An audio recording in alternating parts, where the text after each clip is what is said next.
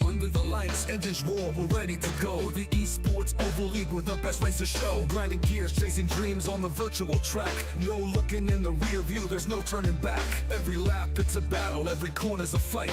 Precision in the daytime, adrenaline at night. The Grind Cup Series, championship and mission. The goal we all crave, speed and skill define the legends we raise. Racing in the Grind Cup, we're burning the turns. Throttle wide open, feel the engines churn. It's the heart of the league where champions rise. Pushing limits in the oval till we touch the sky. Plus the green flag, the checkered, it's a razor thin edge. Pushing harder with each second, living on the ledge. Drafting on the straightaway, bumper to bumper. A split second mistake and you're going under.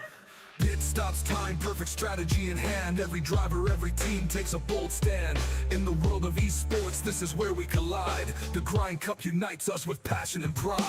Racing in the Grind Cup, we're burning the turns. Throttle wide open, feel the engines churn. It's the heart of the league where champions rise. Pushing limits in the oval till we touch the skies. The tires screech, hearts pound, adrenaline's fire. Lap by lap, chasing that finish line desire. Rookies and legends all fight for the crown, but only one will take the title down. Every lap it's a battle, every corner's a fight. Precision in the daytime, adrenaline at night. The Grind Cup Series, championship and mission. The goal we all crave, speed and skill define the legends we raise. Racing in the Grind Cup, we're burning the turns. Throttle wide open, feel the engines churn. It's the heart of the league where champions rise. Pushing limits in the oval till we touch the skies. From the green flag to checkered, it's a razor thin edge. Pushing harder with each second, living on the ledge. Drafting on the straightaway, bumper to bumper. A split second mistake and you're going under. From the green flag to checkered, it's a razor thin edge. Pushing harder with each second, living on the ledge. Drafting on the straightaway, bumper to bumper. A split second mistake and you're going under. Pit stops, time, perfect strategy in hand. Every driver, every team takes a bold stand. In the world of esports, this is where we collide. The Grind Cup unites us with passion and pride.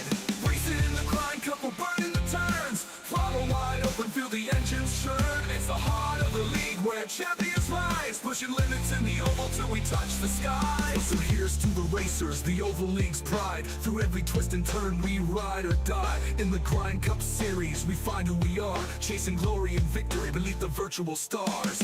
Racing in the Grind Cup, we're burning the turns. Throttle wide open, feel the engines churn. It's the heart of the league where champions rise. Pushing limits in the oval till we touch the skies. Racing in the Grind Cup, we're legends of mean. The eSports Oval League driving the arcade. Racing in the Grind Cup, we're legends of mean. The eSports Oval League driving the arcade.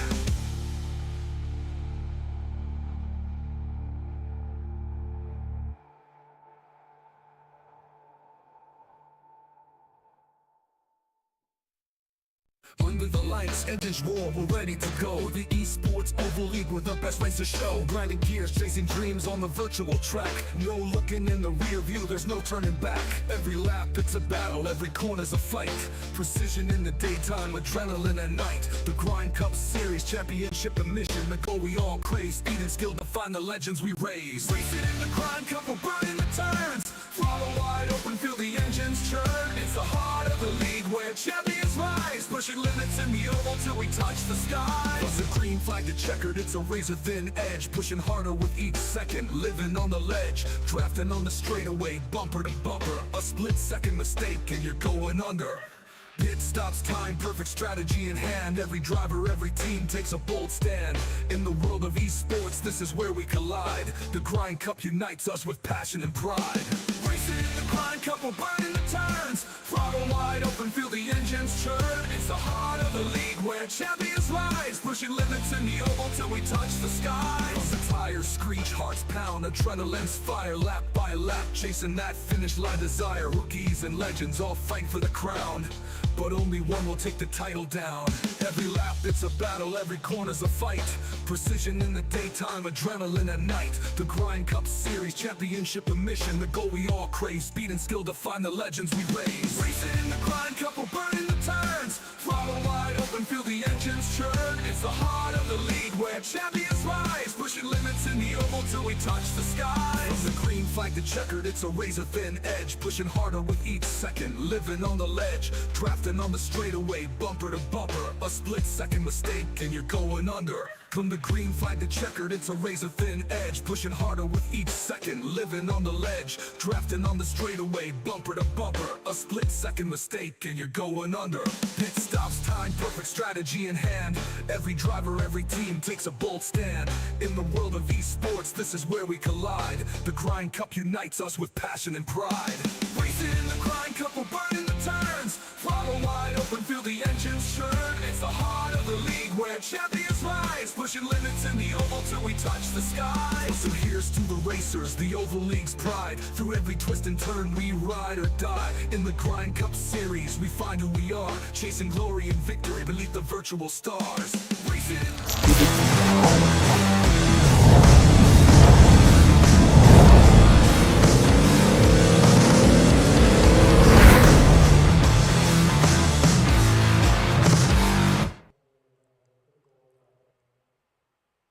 Good evening, ladies and gentlemen, and welcome to the Flatout Racing Network's coverage of the opening race for the inaugural season of the ESports Oval League. The return of iRacing to FRN, and the return of the dynamic duo. I'm Seth Cole, alongside Scott Rankin. Great to be back in the booth with you, buddy, and here tonight.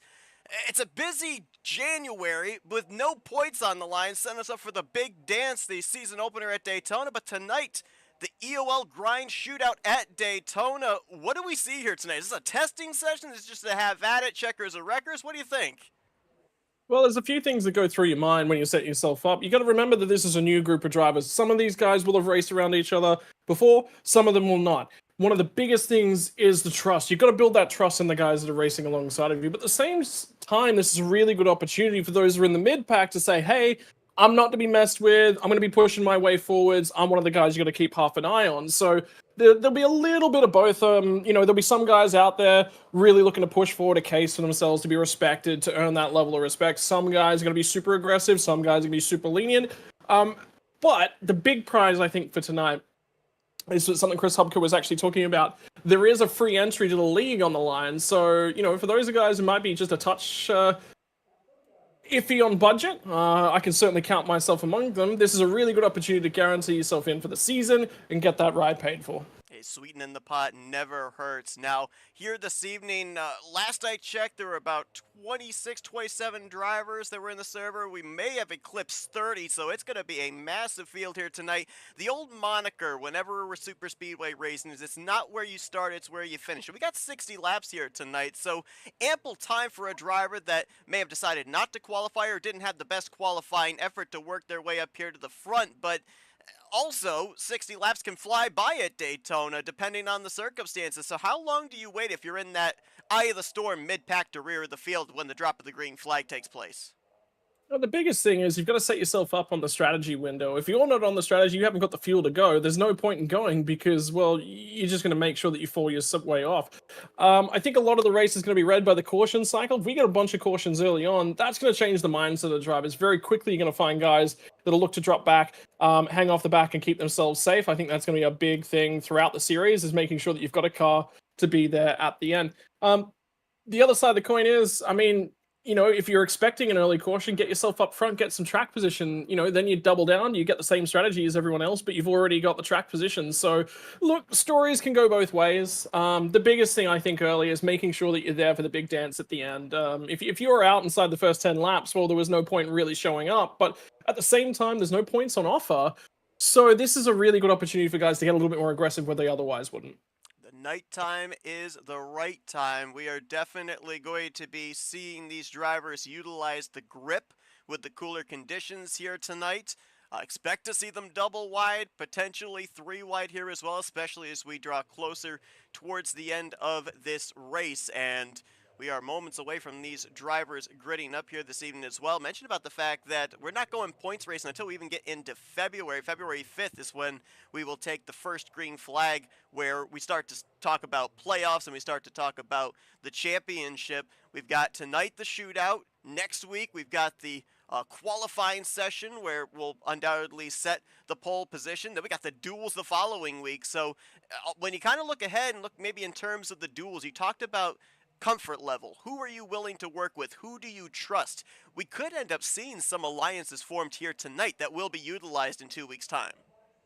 Yeah, that's the big key is, particularly at super speedways, normally if a super speedway doesn't start the season, as we've seen it across different leagues, normally they come midway through the season, it generally settles down, it's a lot easier. So there will certainly be a bunch of guys who are trying to read the guys in and around them tonight. I think that's certainly a big aspect of the racing, but at the same time, I want to be showing guys that I'm willing to be a little bit more aggressive. That can sort of deny you a few opportunities later on in the season for sure. So look, I think what we've got in store for us is probably one of the most interesting races that we're likely to see this season because number one, we don't know what's going to happen.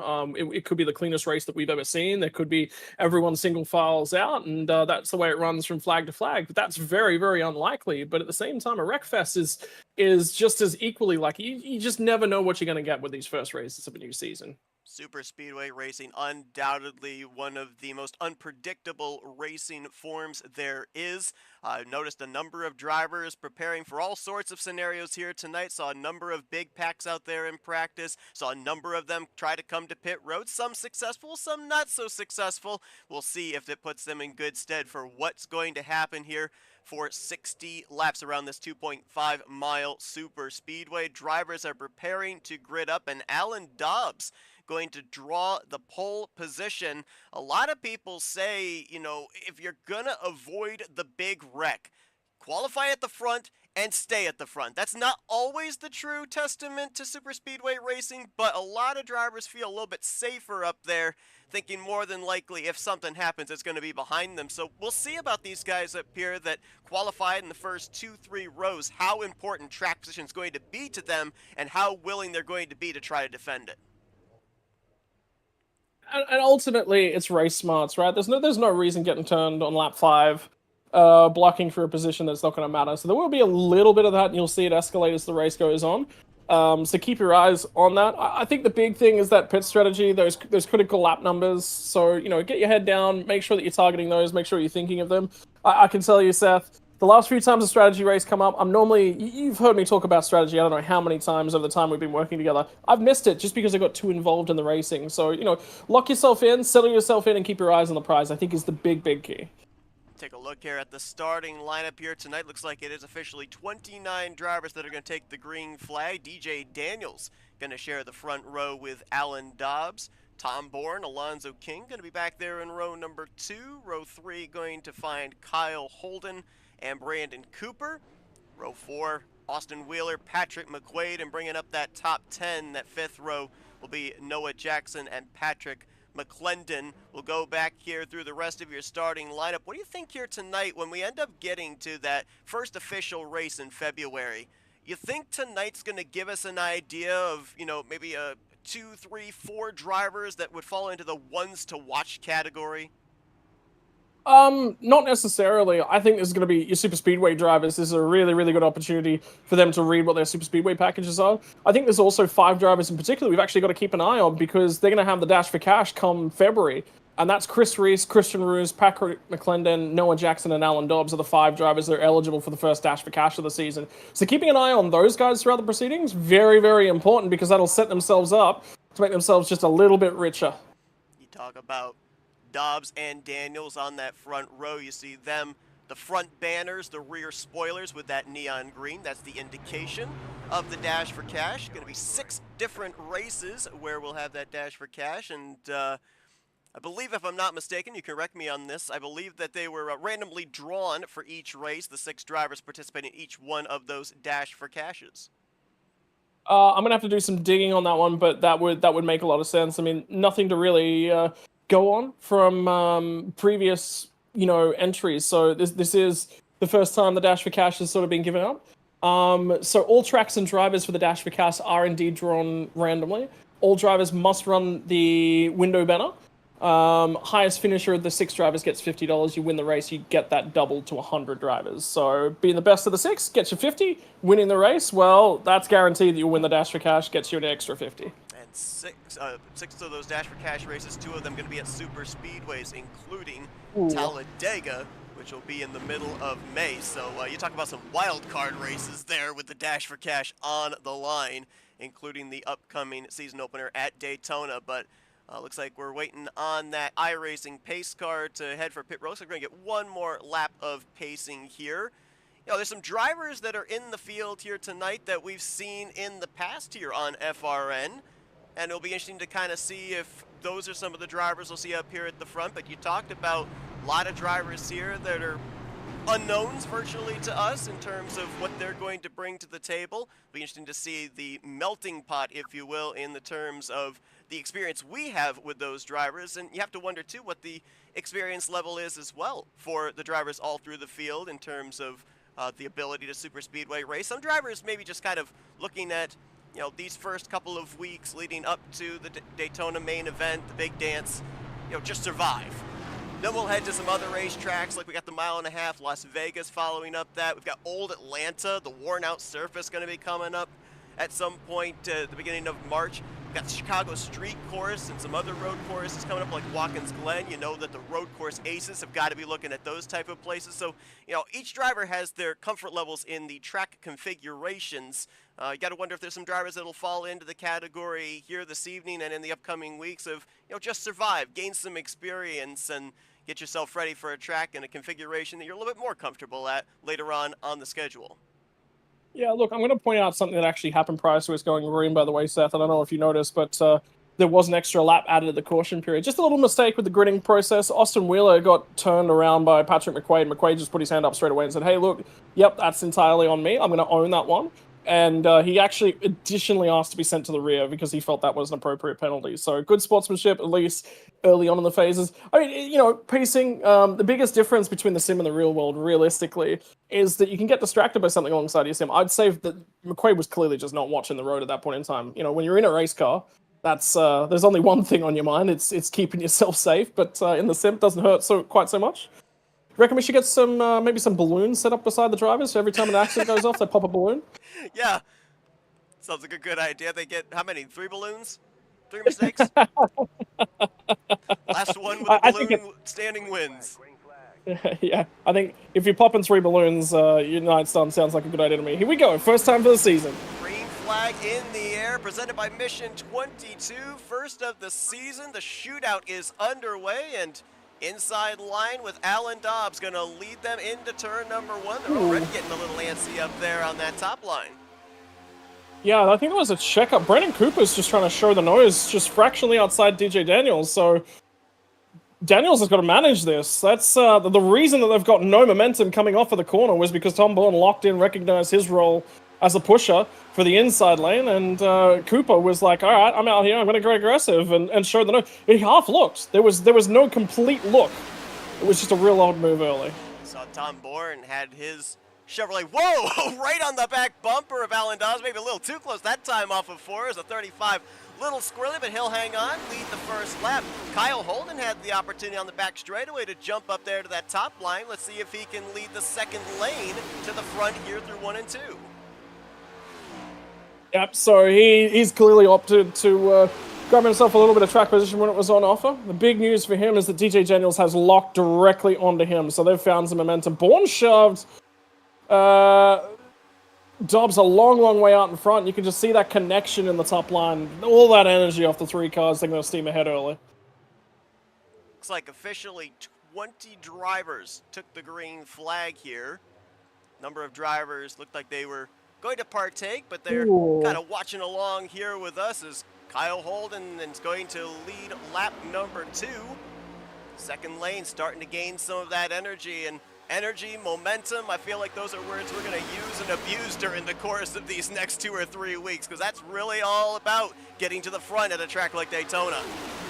Now, big opportunity for these guys to take a lot of reading and learning. So the big thing that I'm learning straight away is that DJ Daniels, and we've seen him do this before, incredibly strong driver.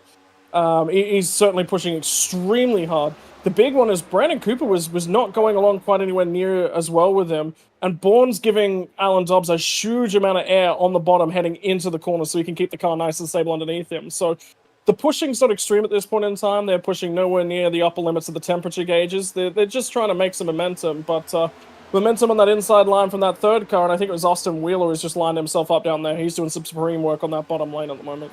Talk about alliances when it comes to teammates working with teammates, but how about manufacturer alliances? Bottom line, Chevy, Chevy, Chevy. Top line, Camry, Camry, Camry. The Toyotas and the Chevys versus each other in those first 3 rows.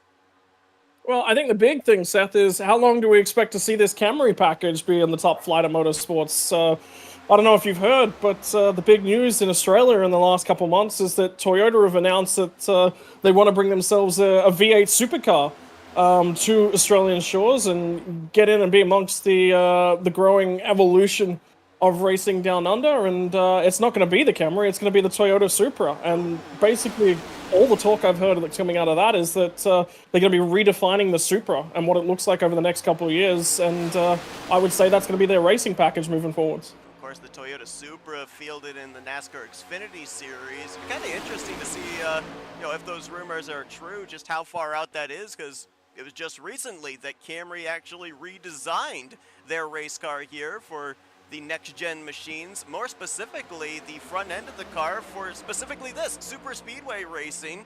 The Camry, the old style, used to have that rather pointed nose, made it very difficult to be able to center it on the back bumper of the car in front, to be able to give an able enough push, not get the car in front squirrely down the straightaways. Now with that redesign, they look a lot more sporty when they go to tracks like Daytona and Talladega, maybe a little bit the Atlanta Superspeedway as well, and they're showing what they're able to do here as well in the EOL series with that top line still gaining that momentum. Holden out in front. I think the big thing, Seth, is that you said that Atlanta's about pushing. I thought Atlanta was about turning people off your nose, so I think that's a loss for the Camry front You end. have a valid point. And as So, that surface yeah. wears out more. Oh, here we go. That contact! Holden goes around into the grass. Still green. We're still green. I think they kept it going. That was the 30 or the 96 of DJ Daniels, the 59 of Kyle Holden, and they both kept it going straight.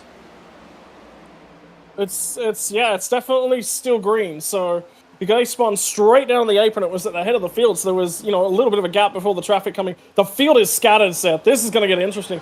There's a potential for a 3-car breakaway at the front, but I just don't see it happening. And just like that, Patrick McClendon is going to go to the lead. He was the 4th car in the outside line just a couple of laps ago, and now he and Matt Mettler have got their Chevrolets out in front, trying to tandem away from Christian Roos, Austin Wheeler, Alan Dobbs, the entire facelift of the top 5 here, and who's been running about the mid-pack to top 10 area, now up here at the front of the field. 6 laps in, and we've seen a makeover at the front of the field. I thought that we might see a mid-season makeover, but no, it took 6 laps. Great save there for both DJ Daniels and Kyle Holden. I don't know, honestly, how either one of them kept those cars straight, especially the 59, because the grass is very unforgiving. You can try and drive the car down there in the grass, but there is very little grip, and you're going to be very lucky if the car's not driving you at the end of that spin. Well, a lot of heat goes through those tires as well. The package they have for Daytona, it's actually not as big of an issue. The big thing, though, that did allow is it allowed the second pack that's formed. Alonso King's at the ahead of it, and Chris Otto's the guy that's pushing him at the moment. They took about a second out of the lead pack, and they'll probably take a lot more time right here because they've been a lot more organized over the course of this lap. The next lap right here, the lead pack's got decisions to make. Do you slot into line? Do you start to protect yourself a little bit? If they fight a little bit, that chasing pack is going to take a lot more time back out of them. But, yeah, it's about another second out of the park, about 3/4 of a second to a second out of that lead pack. So they've brought a margin that was maybe out about 4.5 seconds. They've managed to grab that one back under 2.5 seconds. They are very, very close to buying a ticket back into the lead pack. This is on board with Chris Otto in that 17th position, pushing Alonso King in the 80, and you can see here with the gyro cam as they head into the corner, there is that lead pack up ahead of them, trying to close in the gap. Got a bunch of other drivers behind them trying to offer drafting help, and Patrick McQuaid, Chris Roberge, Christopher Reese as well. And a lot of times in the past, we've seen where a bigger pack of race cars don't necessarily generate more speed than 5, 6, 7 cars that are lined up single file. So I think these drivers are going to be okay. You can see visibly here as they head into one, they are closing up the gap. Yeah, they've certainly taken the big thing is if you have a look at the lead pack, there's a bunch of little holes, and every time you got a hole, the bigger the hole is, effectively the momentum and the energy that's being transferred between the cars, it doesn't translate. The larger the hole, the less energy gets pushed towards the car ahead of you. So basically, when they say don't push the pusher, that's all about making direct bumper-to-bumper contact to push the lead car versus pushing the second car. When you're the third car in line, you want to be as close as you possibly can to that second car in line without making physical contact. What happens? A little bit of an air bubble forms between the cars, acts like a spring, pushes those cars along. Third and the fourth cars are the most critical cars to making and maintaining momentum in a pack. Back to double file racing up here at the front. That is Christian Ruse in the 14, high, wide, and handsome. He's got help from the 20 of Noah Jackson, and look at the run they were able to generate through 1 and 2 alone. Ruse goes to the point, Jackson into second, Dubs, who was right in the middle of all that mayhem. The last time we had the incident over here in turn 3, he's now back up to third place. The pole sitter finding his way back up to the front. That's a pretty speedy 35. Yep, yeah, I mean, you know, smarts, right? Race smarts. It was that outside line that pushed themselves all aggressive, that spun themselves off the nose, went down into the infield. He's had the race smarts to recognize when things were getting a little bit too aggressive out in front. He was there, he led a couple laps, but the big thing is you don't want to be the leader at this stage of the race. This section's all about saving and setting up the backstage of your race. Normally you head to a 1.5 miler, it'll be about eking out an advantage whilst not burning through the tire about, you know, a fifth of the way through the race. Super Speedway is completely different. You want to be somewhere about 5th or 6th in line if you can sit there safely. If not, hang off the back end of the pack's my general approach to these sorts of races. Have a look at the outside line, building again. Yep, that's, I believe, on the top side now, the 15. Jeffrey Klinsma? Yes, it is. In that K1 Speed Chevrolet. He's got about 6 cars right there with him. See if they can make something happen up there.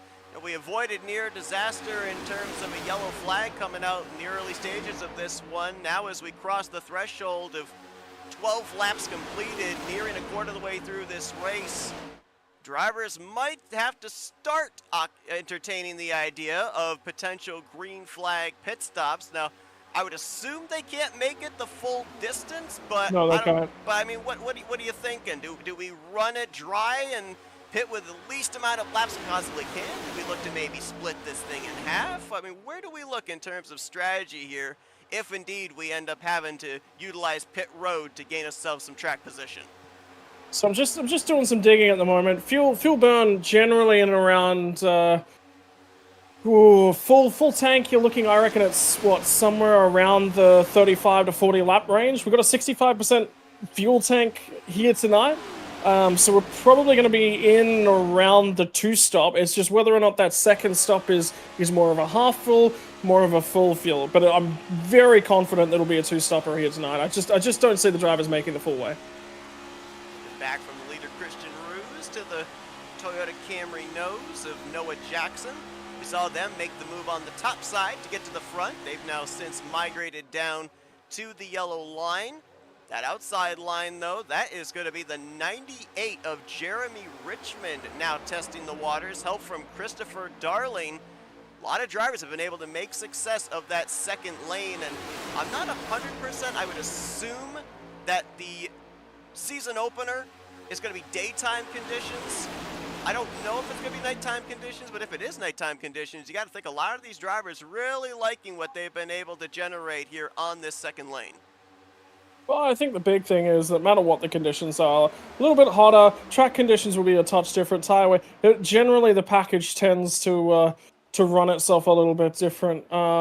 Just taking a quick look, next time out, looks like it's going to be an afternoon, evening kind of race by the look of things. But yeah, different track conditions right throughout the duration. And the other big thing that just happened, Seth, was remember we were talking about Alonso King, Chris Otto, that were leading that second pack. They have now just right now reconnected. So about the top 20 now all in this lead pack, separated by less than a second and a half. As Christian Ruse continues to show the way. Sounds like they might be coming up on some traffic here in just a moment. Yeah, that'll be Johnny Williams in the 3 car. I think got shaken loose through all of that mayhem. Just get a little bit of a race update on both DJ Daniels and Tom Bourne, who I think were the 2 cars that went around, or at least 2 of the cars that were impacted. Tom Bourne's managed to work his way into a 3-car pack. They're sitting 22nd, 23rd, 24th on the road. They're currently heading down the front straightaway just out of 4, so they've just provided the kick. And DJ Daniels, Carl Holden in the middle of 3 and 4 at the moment. They're about 12 seconds off the rear bumper off the Tom Bourne pack. But the Bourne pack is, they're about 12 seconds off the lead. So they're sitting in a little bit of a safe region should anything chaos-wise happen at the moment. But they certainly need a little bit of help to reconnect them. The other thing is, something's just happened to Christopher Reese, and he's shaken himself loose. He was in the front pack of 20. He is no longer in there. Couple of close moments there from the tri-oval to turn 1. Saw the 54 Brandon Cooper get a little squirrely and get put 3 wide as the last time they traversed here through the tri-oval across the start-finish line. And then off of turn 2, as they were coming around to lap that beautiful Dale Sr. throwback of Johnny Williams, Christian Ruse got very close to him there down that double yellow line. I don't know if he was pulling down, trying to get a little toe off of the slower car or what, but it seemed a little close for cover, at least up here in the booth. And just an update, a lot of that pack just got shuffled around as well. So there were a few noses just being shoved 3 wide. So again, drivers trying to set themselves up. Dalton McKenney, as a result, has gone to the rear of the pack. I think he was about halfway through the pack. 3 wide again as they enter the banking. This time by somebody got the wall.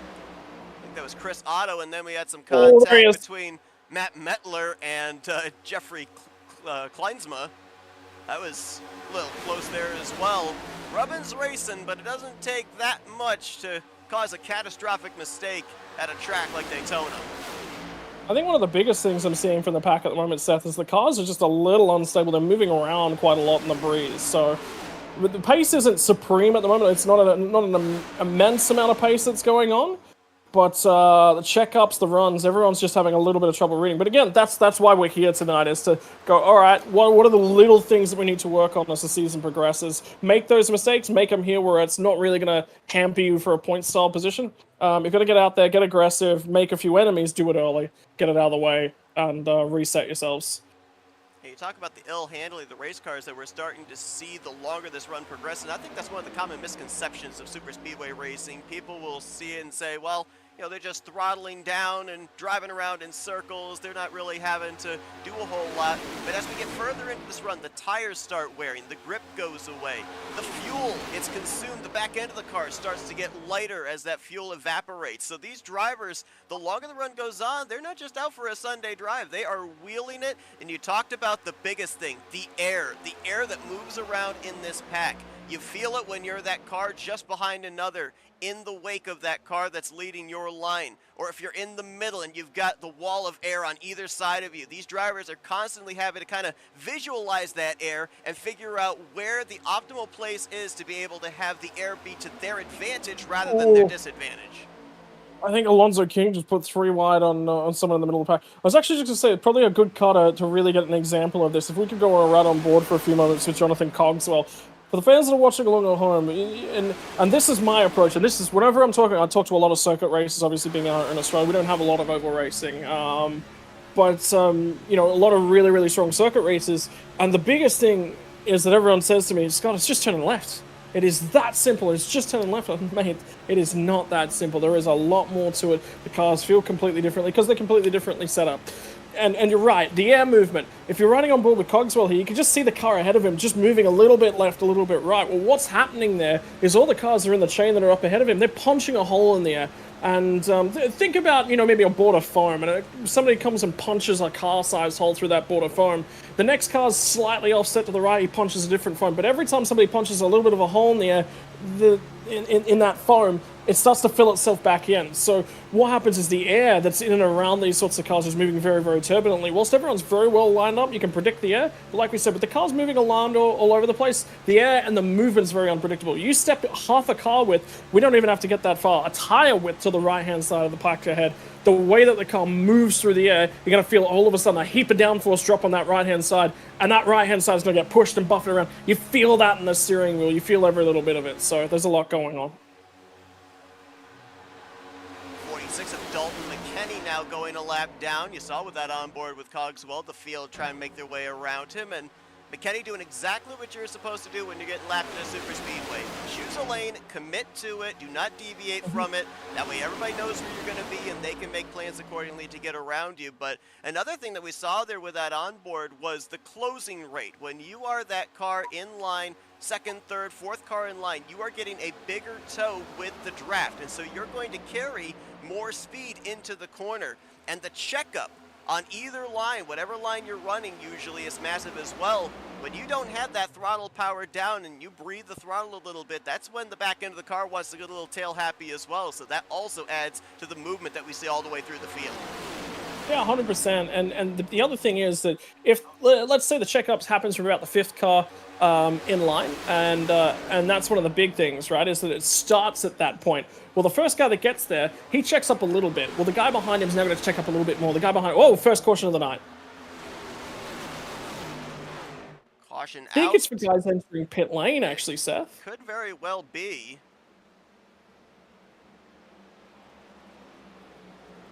See if we can find who it was for. 3 of Johnny Williams is now coming down pit road. I don't know if it might have been him. So I'm pretty sure something's happened to Austin Cooper. Is the guy that's triggered it. Williams came down to pit lane, but he was coming down to pit lane prior to all of that. So, 100% it's on Austin Cooper. As he comes off a 4 at the end of lap 23, sorry, my apologies, end of lap 23. Take a look and see what happened to him.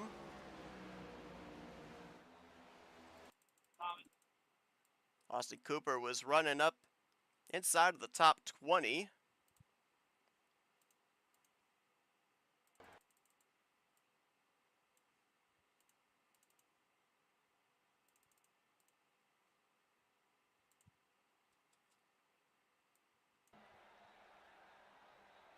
So this will shake everything out. So that'll be pit stop number 1 out of the way. And again, I just think from here, you're not quite able to make it the distance. There'll be a splash and dash at this rate. So if you were thinking about taking tires here, I would be taking them right now.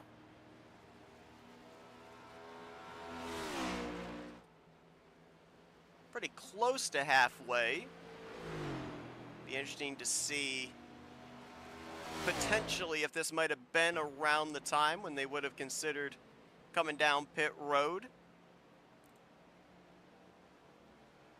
Or potentially, if we're looking at them only being able to make it to about halfway on a tank of fuel, I mean, we see this thing go green to the end, we could be looking at drivers maybe playing the fuel strategy to make it to the end on fumes, maybe having to pit in the final 5 laps of this event. Could get very interesting. Yeah, it could be a huge one. But based upon that pace that they were running, I think maybe I underestimated it. Maybe they were good to go. The difficulty is, if they were only about 30, 31 laps, well, what's going to happen here is as these guys drive it off a pit lane, you'll probably see some guys in the middle and back of the pack come back down for an extra splash. On a caution, you don't burn anywhere near the same amount of fuel. So it is certainly a lot less fuel to make up with that 1 extra lap worth of fuel, but any fuel advantage is an advantage. You haven't got track position, get some sort of an advantage. If it's a fuel advantage, that puts you in a really nice spot. It's going to be a new name that's going to lead us to the restart. 65 of John Fike wins the battle off of pit road. Austin Wheeler came out second, followed by Noah Jackson, Christopher Darling, and Alan Dobbs. First caution of the night presented by Chris Hubka, the lender. And the 3 I see there of Williams, looks like he might be the lucky dog. Scoring currently showing him 2 laps down. Something's happened to Johnny Williams. I have a feeling Johnny Williams may not get the lucky dog here. He might have been on pit lane at the time where the lucky dog would have been awarded. Chris Otto, I think, should be the car that's eligible for it. But I think, actually, you know what? It would have been Dalton McKenny. So Dalton McKenny was 1 lap down at the time of the caution, and he would have been the first car that was 1 lap down. Chris Otto will get a wave by, so he will get back on the lead lap here in a sec. So that should have us with 26 drivers on the lead lap when we go back green. Gave it the top 5 off of pit road. Jeremy Richmond is going to be 6th. Christian Ruse 7th. Then Alonzo King, Patrick McClendon, and Matt Mittler the top 10. I believe.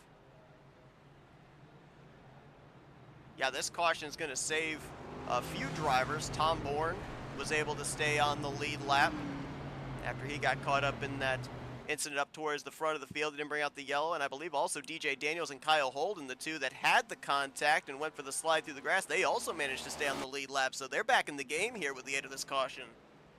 Yeah, and the big thing for those guys at the back as well that had the sliders or fresh tires, you can guarantee those guys would have taken fresh tires. Where you've overheated and slid them, that's always a cause for taking fresh tires. Lights out on the pace car. We're getting ready to go back green. It'll be at the completion of lap 27. So we'll have 33 laps to finish this thing out. About to cross the halfway threshold here tonight in the EOL Grind Shootout at Daytona. Give you a look ahead of what's going to be coming up here in the Grind Cup Series next week. It's Daytona qualifying. Give me 2 seconds. A smoke alarm's just gone off in my house, which hasn't happened yet. So this is a new one. Alrighty. January 22nd. We'll be back here on FRN to cover Daytona qualifying here.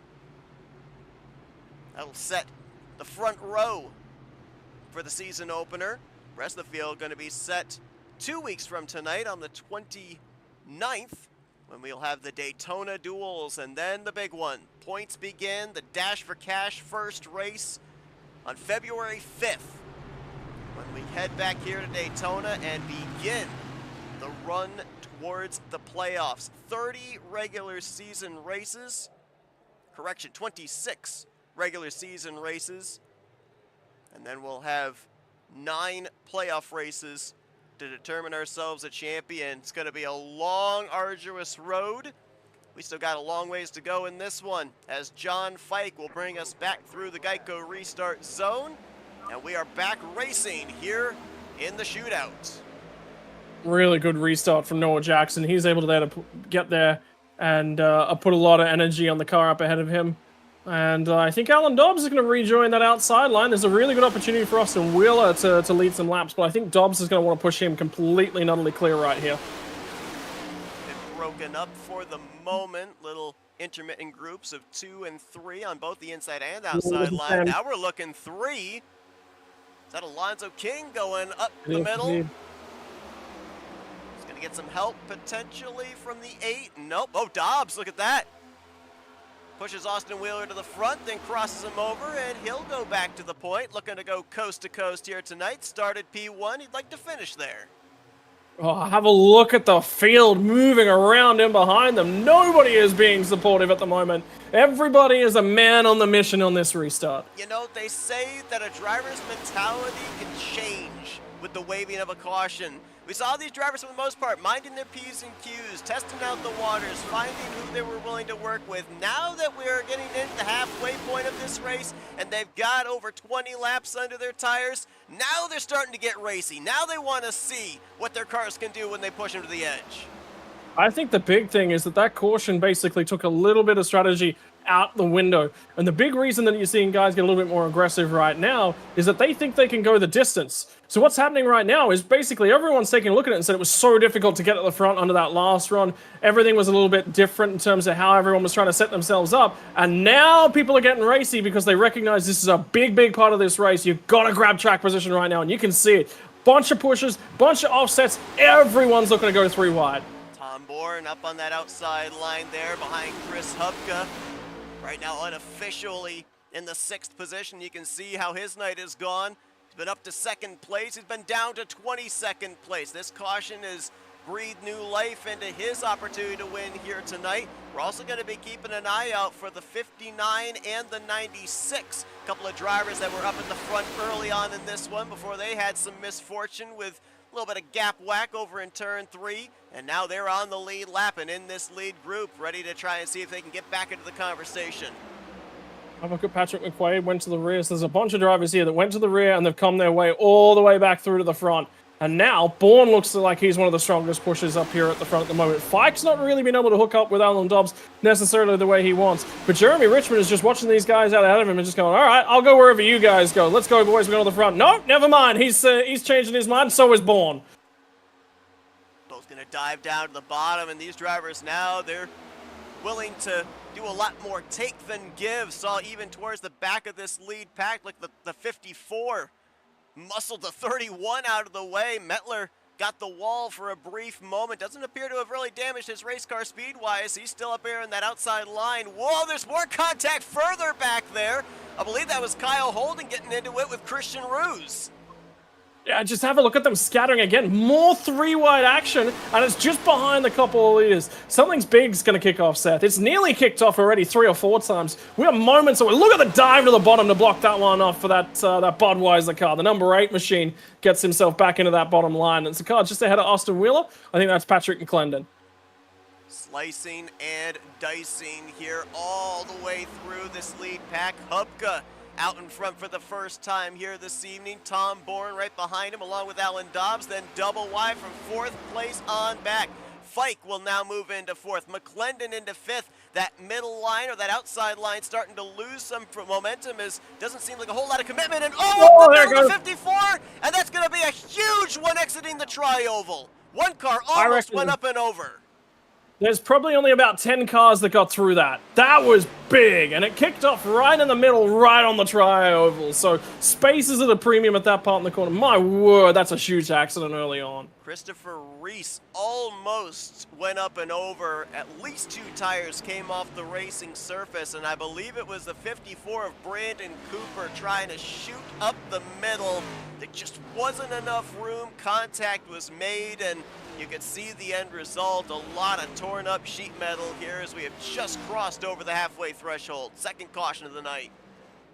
So the big thing that happened in the middle of that one, Seth, was that 2 things happened at the same time. Somebody tried to go through the middle at the same time as the checkup hit. And I think it was Brandon Cooper. I think you were right. The 54 car was trying to shoot. But did he get checked by the car ahead of him, which was darling on the outside line? Not 100% sure. But what the big thing that happened that caused the accident was that McQuaid checked up as he caught the back end of the 48 machine at the same time as the car behind him, which was the 25 machine on the bottom lane and Christopher Reese. All 3 of those cars basically caught the lead pack. McQuaid checks. The 2 guys behind him didn't. Gets 1 car squarely, and they were 3 wide at the same time. So space was a premium, nowhere any of them could go. So all from the checkup.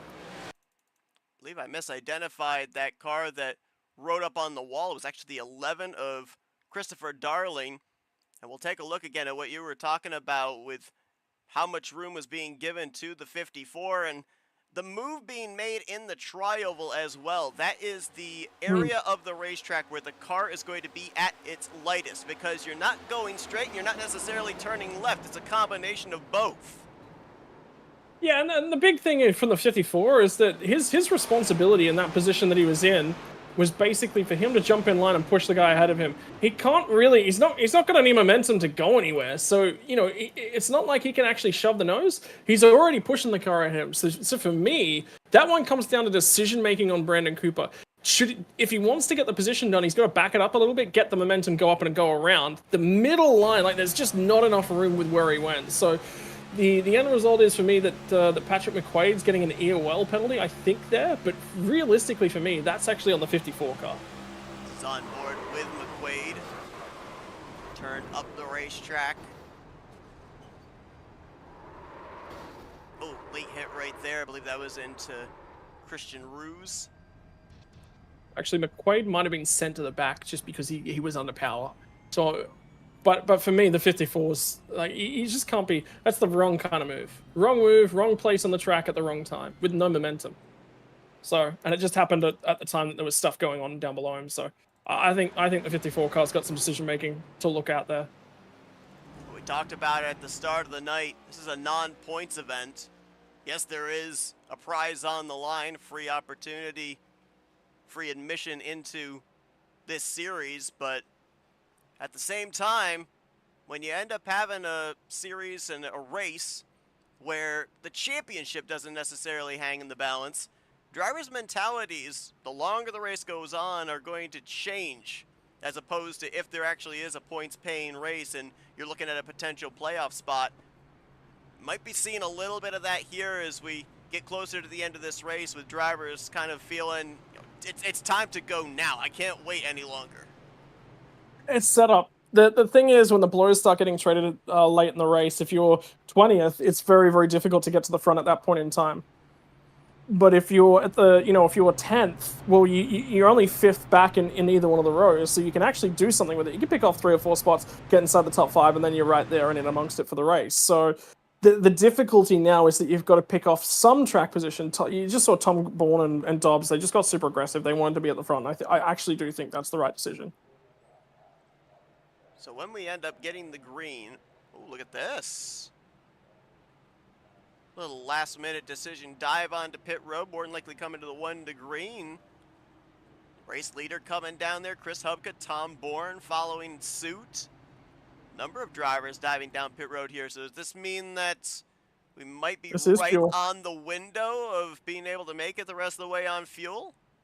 Well, the other side of the coin is these guys are prepping for a green-white checker, is the other thing. And you know how intense this sort of stuff does get at the back end of the race, so this could be some setup for a green-white checker, just as a covering factor. And, if you're going to get it, well, you may as well get yourself prepared now, because you can come back from it now. If you need to come from a splash later on, it's a lot harder to come back. So that will turn the race lead back over to Alan Dobbs. Patrick McClendon will line up to his outside on row 1. Row 2 going to be Austin Wheeler and Jeffrey Kleinsma.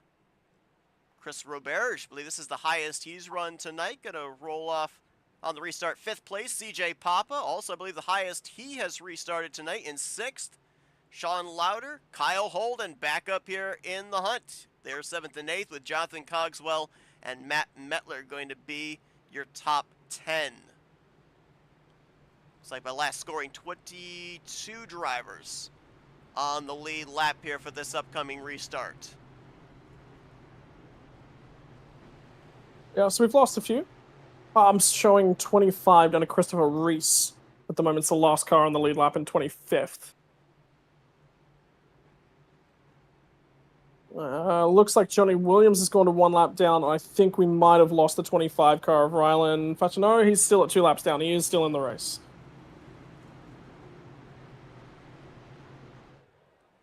So officially going to be 24 laps to go on this upcoming restart. And you see all those drivers that came to pit lane came at the 1 to green. So they are EOL, end of the longest line, which means the longest line was the inside line. So only 4 cars going to be up on that outside line here for this restart. They're going to be at quite a bit of a disadvantage as we go back green.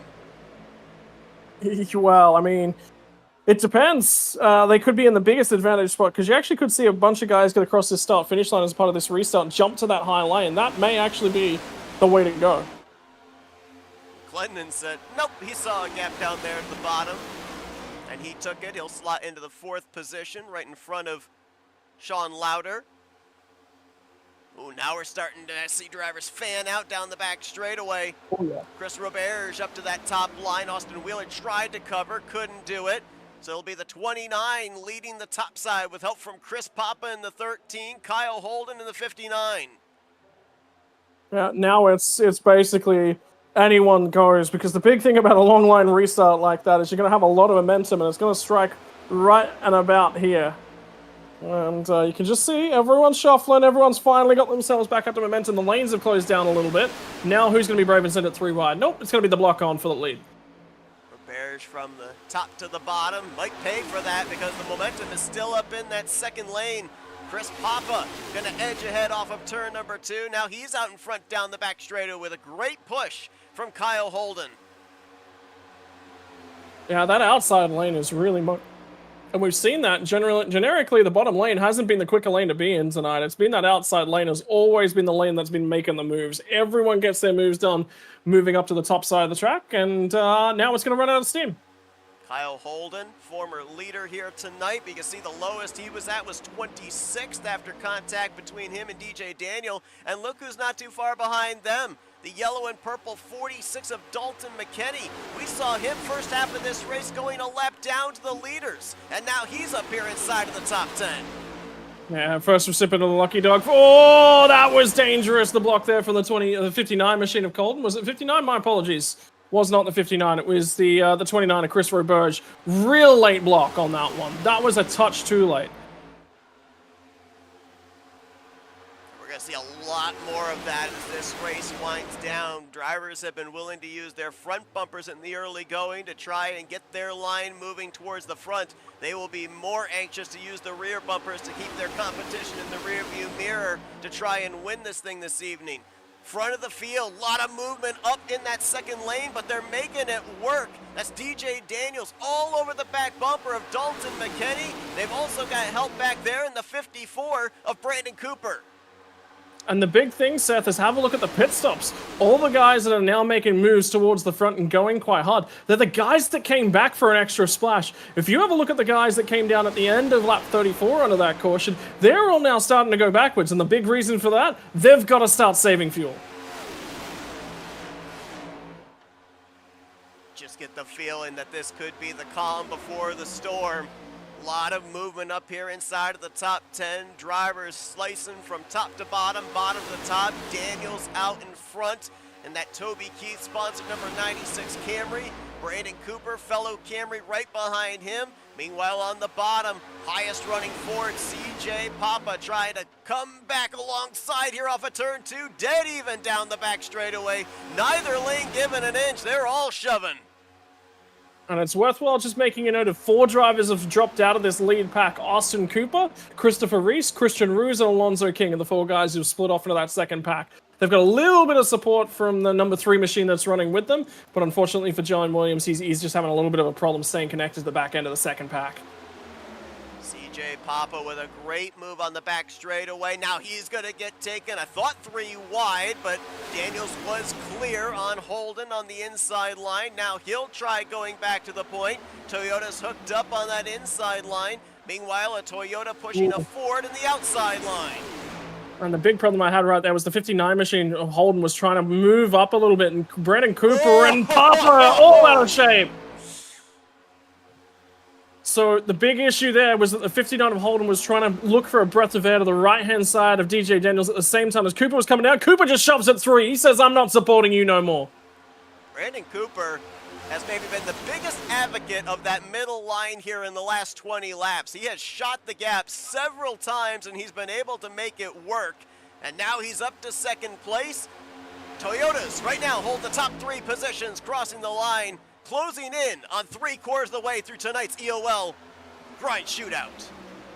And the big thing for me, again, is that, remember, we were talking earlier on in the piece about setting yourself up, making sure that you read the guys that are around you. Well, Cooper's been aggressive, and it's already cost him once so far tonight. So he's not making friends. When it comes to Daytona to start things off in February, I reckon he's going to get left out to dry. Probably a few drivers will have a word with him at the end of this one tonight. But at the same time, as he's making those aggressive moves, he's making forward progress. And so drivers may also be taking notice that he's actually being able to make this work and gaining positions, and you might be wanting to work with somebody like that. But again, to your point, though, if it's erratic moves and you're not able to really predict when he's going to make those moves to be able to follow him, then the comfort level comes into play again. Well, I mean, at the moment, if I'm looking at Brandon Cooper at the start of a race, wherever I see him, that's not where I want to be. And that's going to be for probably about the first half to the first 2/3 of the race. We're beyond that now. So, you know, second half of the race changes things a little bit. And, well, Holden popped out from behind DJ Daniels, got the momentum, and slots back in front of him. Well, the last time we saw these two nose to tail on the inside line, going here into to turn 3, they made some contact. Had great saves in the grass, but now they're back together again here up at the front of the field, the 59 and the 96. Well, they made a mistake earlier on, learned from it. Now they're back to the point, and they're actually doing a really, really good job on that inside. The outside lane, Papa is having a lot of problems trying to get momentum transferred onto the rear bumper of the Dalton McKinney machine, and I think he's just not lining himself up perfectly square. He's giving Dalton McKinney a really hard time. And have a look at Holden, just says, I want to control that outside. What a move up there to the top side. Now DJ Daniel to the inside. They're going to race it down the back straightaway. Again, a lot of movement there as drivers. Dalton McKinney a little squirrely down the back straightaway. Chris Papa, to your point, having a little difficulty left bumper. And now, how about a little do-si-do from top to bottom? McKinney will jump down to the double yellow line, and he'll get pushed to the front. Daniels, you can just see, Daniels doesn't want to support him at all. At all. So, one of the biggest things at the moment is it's tight throughout this pack, and all this movement at the front is it has the accordion, that spring effect, that it cycles its way throughout the pack. It's one of the things you don't see when you're up here and you're fighting, is you have no idea what it does to the pack behind you. And the guys that are at the back end of that pack, they can't see generally what's going on at the front. They're so boxed in, but you've got to be aware for those very, very quick checkups. Maybe one of the Big jump rig. on the back, 29 around of Roberge and several others.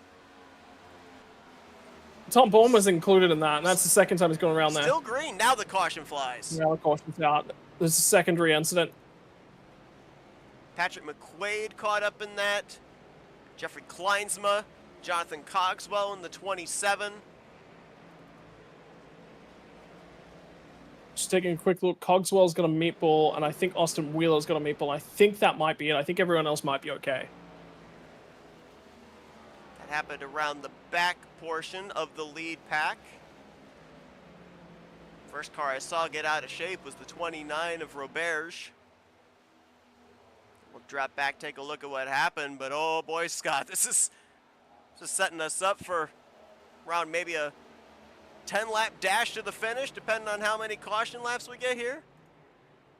And the big thing is Jeremy Richmond stuck his hand up again. Sportsmanship, right? You know when you're at fault, he stuck his hand up straight away and said, "Hey, I was aggressive. I tried to stick it in the middle, and I maybe overcorrected a little bit and sent it too far down." But he's going to be the guy that sort of kicks that one off. Here's a look at it off of turn 2. 65 also getting a piece of it there. John Fike. Brad Otto, the 88, I'm sorry, Chris Otto rather, in the 88 car. About 7-8 drivers collected up in this one.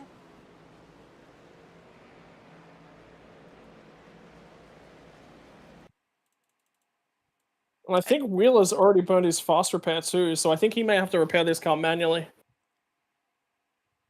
And now if you're those drivers that were a little concerned about fuel, what did these extra pacing laps do in terms of helping you be able to make it the rest of the way? Well, actually, now it looks like we got everybody coming down pit road here.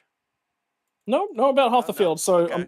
the guys that are coming down a pit lane here, I think, are the guys that actually do have some damage on the car. So effectively what's happened from here is if you pit now, you're definitely making it. But I think if you stay out on the racetrack, you are also definitely making it from this point in the race right here. I actually just checked my message logs, and I did have a message from Tom Bourne that come through that said, hey, that previous caution was on the window, just a little outside the window. And that's why you saw such a large chunk of the field come back for the extra fuel. So DJ Daniels, Dalton McKinney, Kyle Holden, Brandon Cooper, CJ Papa, they all stay out. I believe they were all a part of that group that came down at the 1 to green on the previous yellow, so they should be able to make it the rest of the way, especially with the aid of this caution and the pacing laps, that they'll be able to save some fuel. It's like some of the drivers that may have taken advantage of this caution. 35 of Alan Dobbs, obviously some other drivers that were involved in that wreck. What about tires at this point in time? How important do you think they could be in helping you work your way up through the field? Because you're going to have 10 laps or so to be able to try and make some moves. We've seen drivers, especially on the restarts, be able to make up a lot of ground if you've got the right drafting partner and pick the right line. Does that added grip help you at all, or would you not want to take that loss of track position? You don't want to take the loss of track. Track position is much more important than getting tires at this point in time. What the one thing, and I mean the one thing tires will really help with, is your ability to make moves. In terms of getting around the racetrack and your speed lap to lap, there is no fall off. There is literally no reason to take tires. If you're in a little bit of a hole and you just need a little bit more help, taking tires, if you're coming down the pit lane and you're taking damage repair anyway, you may as well just take tires whilst you're there. Gives you a little bit extra, and I'm talking a tiny little bit extra ability to move around and try and make moves. So that's the only major benefit. But other than that, yeah, tires really aren't a major factor. If you've slid the tires, that'll be the only time. But the biggest thing on the caution periods is all that temperature and pressure that you've built up in the tires does drop out. They do drop away from you, so they recover really, really nicely. Even if you've done a little bit of sliding, a caution is generally enough to get the tires back in the window. Well, when you're the leader of the race on a restart, you get the lane of your choice for the green flag, and DJ Daniel's going to elect the top side here to be with fellow Toyota Kyle Holden. That will give the inside line to second place Dalton McKinney, and he'll have Brandon Cooper as his drafting partner. You want to know just how much pushing these drivers have been doing here tonight. Just take a nice little gander at the front bumper of the race leader, the 96. That Camry logo's seen some better days. I bet there's somebody's back bumper that has a pretty similar dent that would fit right into that. Well, the thing is, push hard or go home. So he's pushing hard, and he was going as hard as he possibly could, at least to try and get his way through the field. That's the thing. Sometimes the check comes a little bit too quickly for you to do anything about it, and that's part and parcel of going racing. I believe this caution may have put Johnny Williams back on the lead lap. So I believe we're going to have 26 drivers here on the lead lap for this potentially, and I'll put that in huge quotation marks, final restart of the evening. We're going to be looking at an 11-lap shootout at this point in time to close out tonight's preseason thunder, if you will, the EOL grind shootout at Daytona. Daniels back to the stripe, green flag back in the air. Yeah, read this restart, pick up your lanes, and look at the bottom lane. There is no help down there, so unfortunately, it's going to be that 46 machine dropping backwards. McKinney's got no help. Even the 11 machines just said, nope, going around you. I've got momentum here. Oh, that was so close. Christopher Darling. Oh, and now he's going to get a bump from behind there from the 80 of Alonzo King. 3 wide back here, just in the latter half of the top 10. 31 up the track and into the wall just a little bit. Little flare coming off that right rear quarter panel, and caution's out again. Yeah, Jeffrey Klinsmer was at the head of where it all broke down, but basically there's a big checkup in the pack, and the pack sort of scattered, and everyone was looking for a hole to go through at the same time. How they were racing off at turn 2, would have been a little surprised if we didn't see a caution come out. See right front damage on the 15 of Jeffrey Kleinsma there as he makes his way across the start-finish line. Take a look and see what happened to him. And now we're going to be entering into the conversation of less than 10 laps to go. But you brought up the point earlier here, Scott, about when those drivers came to pit road, we could also see this thing run over the 60 scheduled laps. We could head into overtime if we end up seeing some green-white checkers. Yeah, I think we're heading that way at the moment because we're just getting started and then we're stopping. Just getting started and then we're stopping. Just taking a quick look at the green-white checkers. It's set up for 2 tonight, so a maximum of 2. I think the big thing right now is that everyone who was tight on fuel with that first dropping of the caution, they cleaned themselves up. I think this second caution here should push them all out to be safe for 1 green-white checker. We get another caution, they'll be safe for 2.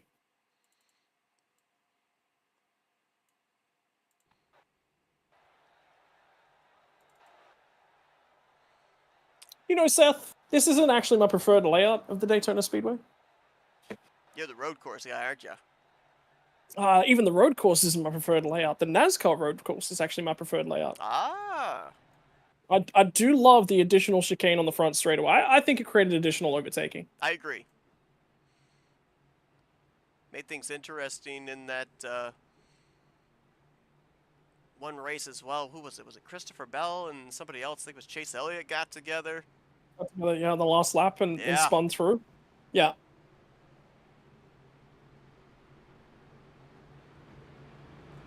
I just hope that they flatten out. If they ever bring that chicane back, they flatten out the curbs a lot more. I don't like turtles are there to prevent drivers from driving over them, like huge curbs. The whole point there is to make you not drive over them. Flatten them out a bit and have a penalty system, but have it be an automated penalty system that flashes a light up on the driver's dashboard so that they can respond to the penalty. Don't make it manual. You make it manual, that's where everyone gets into problems. Well, we're not that far away. I think it's, what, a little over a week, and we're going to be having the 24 hours at Daytona. Unfortunately, they don't use that front straightaway chicane there. They actually use the speedway section from turn 3 all the way over to midway between the tri-oval and turn 1. I honestly think they should put that section, that chicane in there for the 24 hours. Yeah, I think it'd certainly change things up. One of the biggest problems it'd create is getting onto pit lane would be incredibly difficult in multi-class racing. But it's a unique thing, you know. Look, some people out there would say I'm a little bit sadistic, that I'm a man in search of punishment. And look, you're not wrong, but at the same time, make the racing interesting, and that's what it does. It creates something different. I don't like seeing the same stuff week in, week out. Give me something a little bit different. Well, and whilst you're at it, knock down that Atlanta Speedway place. They messed that place up. Oh, absolutely. Absolutely. I will give you no argument there. Now, I am going to say I am going to give them a little bit of the benefit of the doubt, see what happens when the racing surface wears out, because the previous race that they had there was a little more speedway type racing than it was super speedway type racing, so I don't think we'll ever get to the type of racing that we saw, the finesse you had to have with the older surface of Atlanta, but we might end up seeing where you have to at least drive the race car and finesse it a little bit the longer that surface starts wearing out, but I'm with you. I miss the old days of Harviking when you'd have to hook right down there on that inside line or Larson it around that top line. There was a fine art to that type of racetrack with just how worn out that surface was. Yeah, fun fact, trucks see Fix and see Open, I believe, at Old Atlanta this week. And I jumped back in last night because I was like, as soon as I saw it was Old Atlanta, I was like, oh man, I missed this place. This is so much fun to drive around. Threw it straight on pole with a couple laps of practice, led every lap, won myself a race. And that's, it comes down to tire wear, and the whole way I drove that race last night was about tire wear. That's the sort of stuff that I miss. I get into super speedways. Seth, I've never talked about this on air. I'm claustrophobic. I have a lot of problems with enclosed spaces. Super speedways make me feel panicky. I literally feel panicky in the race car because I'm so claustrophobic. I've never felt claustrophobic, but I have definitely felt nervous. A series on the NR 2003 side, I tried out for the very first time, and they're very comfortable going 3 wide, 6, 7, 8 rows deep, and I was in the middle of it, middle line, and physically hands sweating in that type of a situation. And I was just looking as well on the upcoming schedule and everything. We're gonna have Daytona twice, we're gonna have Talladega twice, but shout out to Chris Hupka putting that schedule together. No Atlanta Super Speedway. We're going to the old surface Atlanta in the schedule. So there you go. Hell yeah, boys. Hell yeah. That's where the real fun begins. March 5th. Mark your calendars, folks. Atlanta. Old version. Couple weeks before my birthday, so a little early birthday present for you. There you go. Yeah, Bathurst 12 out here in a couple weeks. I'm gonna be claustrophobic on there. I'm going down. I'm getting to fly into Bathurst in a mate's little Cessna. I'm gonna be claustrophobic that whole trip. Green flag back in the air here. 7 laps to go. At least 7 scheduled laps in the grind shootout as DJ Daniels now up. Chose the inside line that time, now goes up in front of Kyle Holden, and here comes Sean Lauder on the bottom, but a long ways back to a fellow Ford Mustang. Oh, spinner in the back there. Yeah, caution straight back out too. I think we'll go caution flag to the end of this race, and everyone starts checking up. And they scatter. Who was involved in that one? Was that Hupka? Well, Hupka's gone to the tail. Yeah, it was Hupka. Sliding down the apron of some there. Through 1 and 2. Don't believe he hit anything. Oh no, he hit. It was a nice square contact on the outside, but it was a big hit to his rear, and then he got hooked down onto the apron as well. Caution comes out. Get ourselves another restart. Not at this point yet into the conversation of overtime. We still have enough laps here where we can pace and be able to get back green. However, I don't know, maybe a 3-lap shootout at this point in time. First it was 11 laps, then it was 7 laps. So yeah, I think we're going to be about 3 laps from the finish when the green flag flies the next time by. And that's just going to make these restarts more crazy because these drivers are going to be wanting to get that track position as quickly as they can.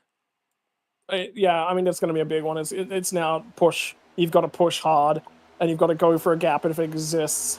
And the biggest thing is, I hope that people are watching this and send their blocks early. This is now not the time to block late. And the thing is, I would be expecting, if I'm looking at my rearview mirror and I'm seeing anyone with a little bit of a run, I'm expecting them to take it now. There'll be no lifting out.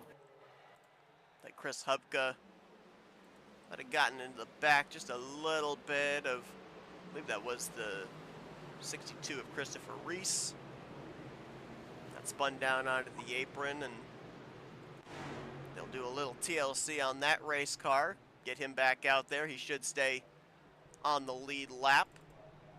But that's the thing too, you know, we talk about the drivers putting the emphasis here on these late race restarts to gain that extra position or two to set themselves up to have a shot at winning this thing. On the flip side, you end up making a mistake and you go to the back. In essence, you're kind of taking yourself out of this conversation, because with the number of yellows we've had a number of lucky dogs, we've had a number of drivers be able to get back on the lead lap. I think at one point we had 22 lead lap cars. Now we're at 26 lead lap cars. So the odds, if you lose all that track position, much greater of you not being able to gain back that track position. I believe actually right there, Ryan Facinato just went around and got the free pass. So that's 27 drivers now on the lead lap. Yeah, so, yeah, look, I mean, it's definitely going to be aggressive on the restart, that match is certainly for sure. Making a mistake, you just can't afford to lose momentum. If you check up for somebody at this point in time, it takes you so long to rebuild the momentum that, you know, it's really, really difficult. So, expect those runs to sort of come, and I think it all starts in the restart zone. For these guys, particularly heading into the season, you know, we've already said there's 4 draft tracks on the season, right? There's 4 super speedways, let alone you got somewhere like Pocono. There's probably going to be Michigan in there as well. And Atlanta, well, Atlanta's the newer style one, but Texas, Vegas, they're both big enough that your restarts, the momentum you build there is critical to how your race pans out. So the big advice I'm giving out now is if you're rolling into the restart, it only wants to be a gradual roll in the restart. You actually want to be right up and on the guy's rear bumper. You don't want to be leaving much space at all. And the big thing is, if you're leaving space, that tends to lead to checkups in the restart zone. So make sure that you're on these guys in the right spot, restarting well. And restarting's really an art form, Seth. It really, really is. It always pays to put some practice into restarts. Talk about momentum. I think you could also throw the 2 sister 2-mile racetracks of Auto Club and Michigan into that conversation, and both of them on the schedule as well. As a matter of fact, Auto Club's going to be a part of the playoffs with the championship on the line. Oh, heck yeah. I love Auto Club. Talking about racetracks that we're really happy that got changed. Man, I can't believe they paved Paradise and put up a parking lot. Yep. And we're getting DMCA'd. Sorry, Seth, it only took 1 broadcast for us to get taken down. That was quick. Well, if it's only 1 broadcast, it's probably going to be a good finish here, I got to think, with what we've seen here tonight. We know that all 3 lanes work. These drivers have been willing to make some risky moves, some risky blocks. It's only going to get crazier here, as it will officially be 3 laps to go. Now, if the caution comes out between now and the white flag, we rack them up, we do it again, but we head into overtime with a green-white checkered. If they're able to get around here, receive the white flag, they race back to the checkers no matter what. And these 3 up here at the front, these Toyotas, the 96 of Daniels, the 59 of Holden, the 54 of Cooper, they have been some of the aggressive drivers this entire race. And now they're going to have upwards of, 20-some-odd drivers breathing down their necks, trying to make their way up here to the front, pick up the first checkered flag of the season at Daytona, albeit a non-points event, but first broadcasted race here on FRN. And don't forget as well, in the middle of all this, Chris Reese, Christian Ruse, Patrick McClendon, Noah Jackson, Alan Dobbs. This is a practice race for these guys to go out and practice their dash for cash. Absolutely highest of those right now, DJ Daniels. I believe McClendon is the second highest, and he's all the way back in the 9th position. See a couple more of those green banners and spoilers further back there with Dobbs, with Ruse. See if they can make their way up here to the front, warming up those tires, trying to get the marbles off of them. There is the race leader as he brings us back through the restart zone. Green flag back in the air. 3 to go here at Daytona. Yeah, get a good restart. Get yourself through the gears. That's so critical. Pick your lane, build your momentum, and have a look at the bunch of cars that just swap from the high lane to the bottom lane in the middle of the pack. Sean Lauder in the 12 looking around saying, where'd everybody go? Now he'll have fellow Blue Oval and CJ Papa behind him, but they're pretty much on an island of their own. Little help down there on the bottom. Everybody's going up there to the outside line, right up against the safer barrier down the back straightaway. And a car around. That's McKinney in the middle of the pack. That's a horrible block. That is a terrible block. You can't block that late. That's disgusting. I think it was the 46 machine. I'm pretty sure it was Dalton McKinney. And he basically waited for the car. Was the car that went around. He basically waits for the car to get to him, and then he jerks down in front of him. You cannot do that. Remember what I was saying about, you know, if the guy's got to run, he's got momentum, he gets you. You gotta leave that. That caution will indeed send us into overtime. Saw the 46 of McKinney take the teleport back to pit road. Take a look at it again. I believe he was about the 6th or 7th car in that outside line. There was a lot of energy up in that outside line as well. And the big thing is when you've got a speed differential, and that's the big key for Dalton McKinney. When you've got a speed differential, you got to wait for that guy to wipe it off, and he just blocks him at the last possible moment with a huge amount of speed coming. Like you cannot, that always ends in a caution, always, 100% of the time. You've just got to stick with what you've got. If you want to block that lane and you want to block that runoff, absolutely you can do it, but you got to do it a lot earlier than that. That was Alonzo King in the 80 who was making that move to the inside line, and you could clearly see he was to the left rear quarter panel. And these drivers, obviously, they have the spotters to be able to indicate, but they also, as well, have to make the judgment calls on whether to try to throw the block and everything. And there are some blind spots that these drivers have. A lot of those moves have to be made on a dime, but as we saw right there, end result did not pan out for the driver of the 46, and it looks like he's not going to reach the conclusion of this one either.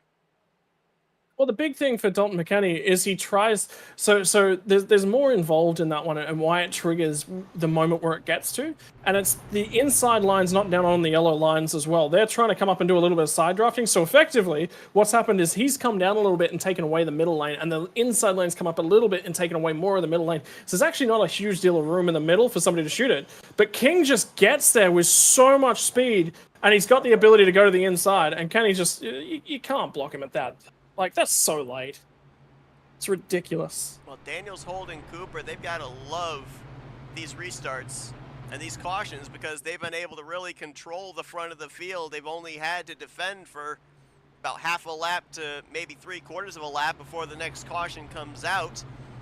And now they'll have another opportunity to be able to try and get themselves lined up, control this race once again. You know, going back there to that incident with the 46 and the 80, you talked about it at the beginning of the evening, the comfort level, and trying to figure out who you want to work with during the course of really this entire month leading up to the beginning of February with the big dance at Daytona. We've still got the dual qualifying races. You're going to need drafting help there. And obviously there are drivers that are teammates out there. They're all with the organizations working together.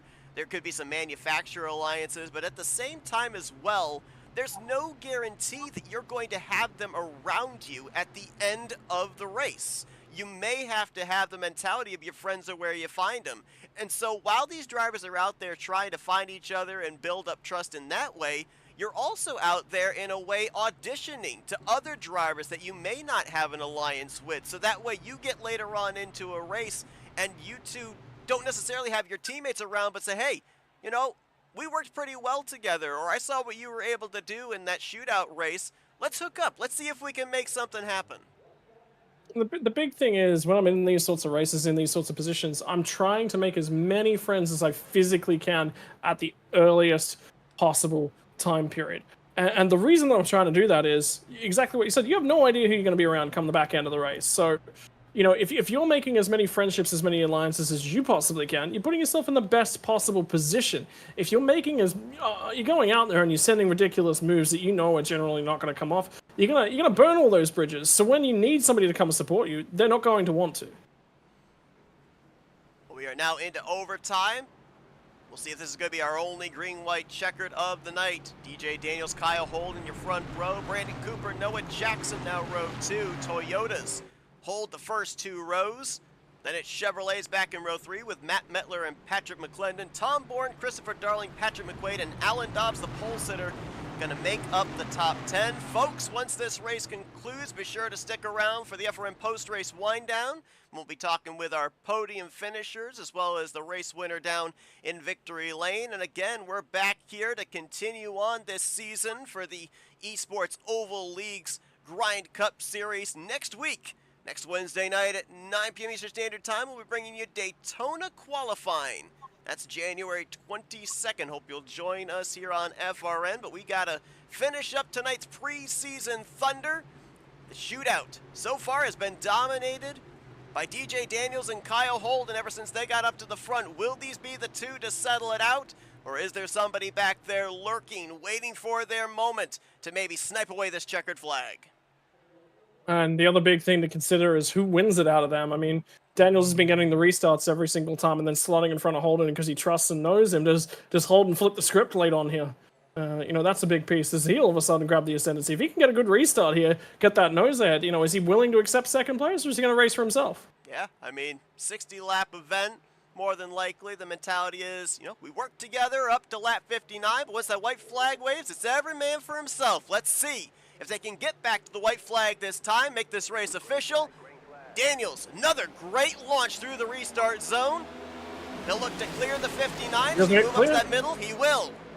Ooh, he just barely got clear. And the big thing was the Noah Jackson's support that he gave was immense right there. And again, look at Brandon Cooper. Out on an island, got aggressive early in the race. Now he's not got a lot of assistance. And have a look at the 11 cutting his way through. Christopher Darling, no help, but he's charging up that middle line. Mettler on the bottom, car in the wall further back there. I believe that was the 48 of Wheeler. Everybody for the time being pointed in the right direction. Top 5, top 6, single file on that outside line.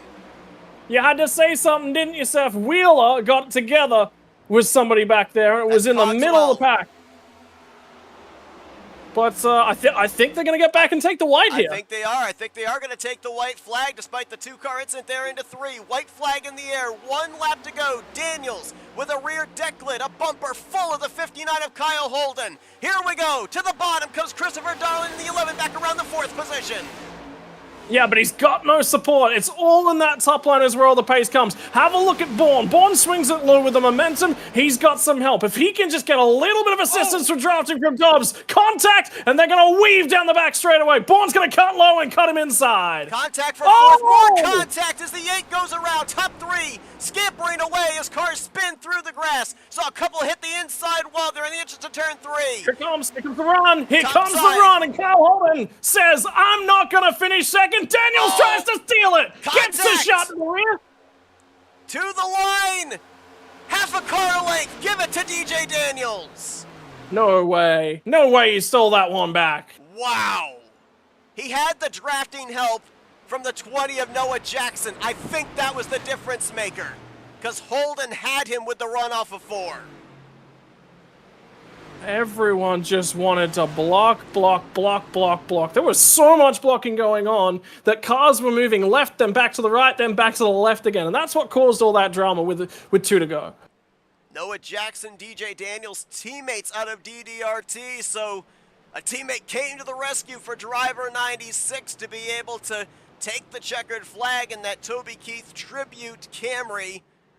Daniels has led the most laps here tonight. Almost didn't lead the most important one, but scoring shows 3 100ths was the interval between himself and Kyle Holden for the checkered flag tonight in the EOL Grind Shootout.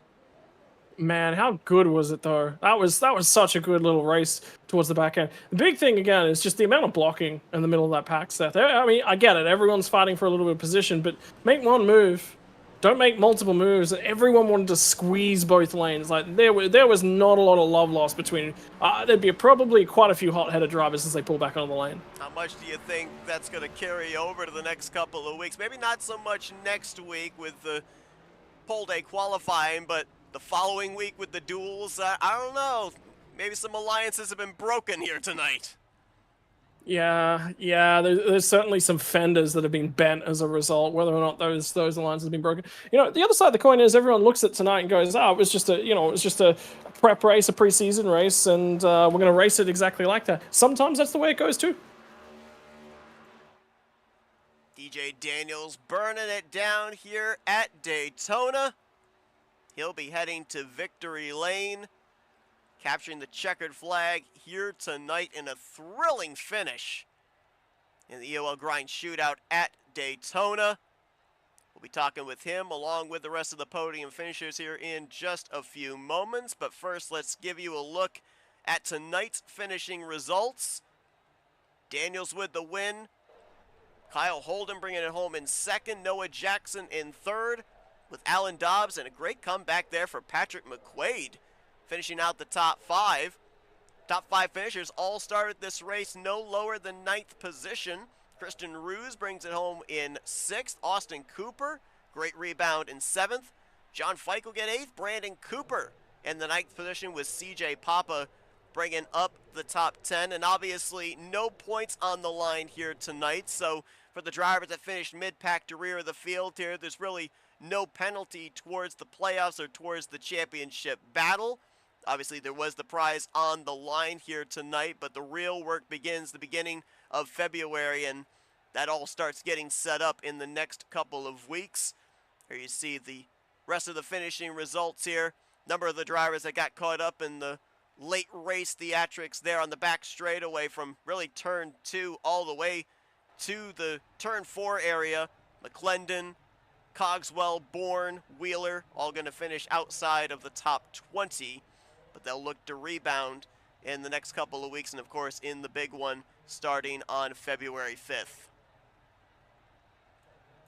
Good night, good bunch of results, good shootout. I mean, at the end of the day, like I said, a lot of little bits and pieces. Some questions were asked, some questions were answered. I think the big one is that everyone spatially, at the end of tonight needs to take a little bit of a look in the mirror and go, hey. Block a little bit too late, ran a little bit. The big thing was lane choice. Everyone really wanted to make use of that middle lane, but the bottom lane and the top lane were just cramping it for room. So I think realistically, whoever's leading that top lane, whoever's leading that bottom lane, they've got to make more clear decisions about where they're going to run around the track. Don't go up there and side draft them if you're in the bottom lane, or if you're going to run in that middle lane, run in the middle lane. I mean, there's no reason why you two lanes around the racetrack can't be top and middle. But the big thing was that bottom lane just wanted to run like a car width, half a car width off that yellow line, and that was creating a lot of issues throughout the pack. Now, I will ask, do you think because tonight was a non-points event, that's why we ended up seeing the more willingness of the risk versus reward, and we start getting closer towards the beginning of the season, we'll start to see drivers kind of rein it back a little bit and big picture race at that point? You're reading a lot into it. I mean, maybe. If I was out there tonight, I'm just having fun. But I'm a lot more relaxed. The difficult thing is once I get behind the wheel of a race car, that all of a sudden not the ego, but that race car driver mentality kicks in, and I want to give a lot less ease to the other drivers. So I would say yes. But the big thing is there's not a lot on the line. Even when we get to Daytona to start round 1, there's still not a lot on the line because you just don't know the way the season's going to shake out. Daytona's a wild card race. Anything can happen. In my head, I think everyone's going to be a little bit aggressive for race 1 of the season. We will wait and see what happens here as we continue the road towards the start of the season here. We're now going to go down trackside, see if we can get a hold of our podium finishers. Let's see if we can kick things off with the driver that brought it home in the 3rd position, and that would be Noah Jackson. Noah, Scott, and Seth up here in the FRM booth. We got a copy, my friend. What's up? Well, I'll tell you what, you had a front row seat of what was going on there, not really only for that final restart, but some of those other restarts leading up to the conclusion of the night. We saw you stick there with your teammate in the 96, but they were pretty stalled out, and you had a pretty good run. I was trying to see if you had any room to maybe stick it 3 wide. What do you think? Did it cross your mind at any point there? No, it didn't. I was just trying to stay with my teammates. All 5 of us was up there, and I just wanted to propel one of us to the win. That's all I cared about. I just wanted one of us to win. Toyota's looked Look, really good here tonight. A lot of momentum, a lot of being able to choose whatever line you wanted and make forward progress. I mean, we were talking here tonight about comfort level. Where are you at as far as the comfort level with those drivers you were out there with tonight? I feel pretty comfortable. We was all racing each other clean and with respect, and that's what I really like is people racing with respect, and I wouldn't have it any other way.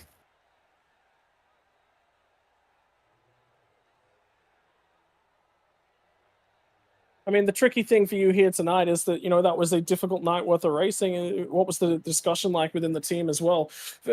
For us up here, it looked like there was a lot of aggressive blocks. Do you think the aggression level is probably a touch overdone tonight? Maybe just a touch, but I wouldn't say it was overly aggressive.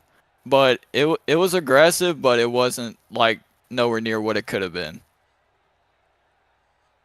We were also talking about driver mentality. Obviously, this is not the first time you drivers are going to be taking to Daytona here. Obviously, we've got the pole day qualifying coming up next week. You got the qualifying duels coming up the following week, and of course the big dance the start of February. I mean, here tonight, no points on the line, being able to go out there, have some fun and everything, but at the same time also kind of squirrel away some nuggets of stuff you might be able to do later on here as the month progresses, heading towards the season opener. Anything here tonight that you were able to learn that you might be kind of, putting in your hip pocket for later on here? Yeah, I definitely learned some things. Definitely got to save more fuel, even though it looked like I was riding around, but I was burning fuel up.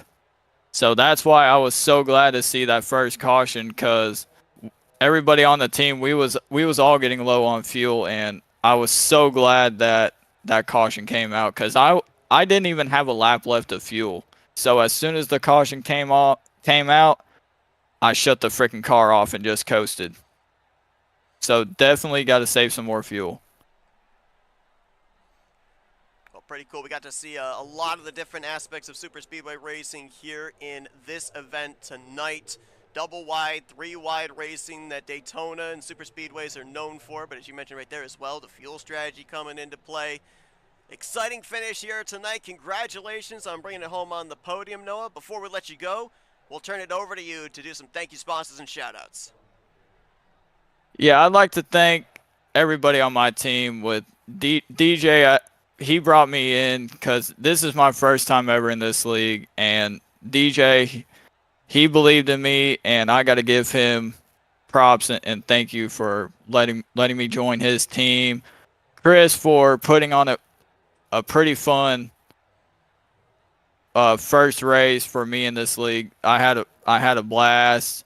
Valvoline, Realtree, Toyota, had a good power plant all night. Didn't skip a beat.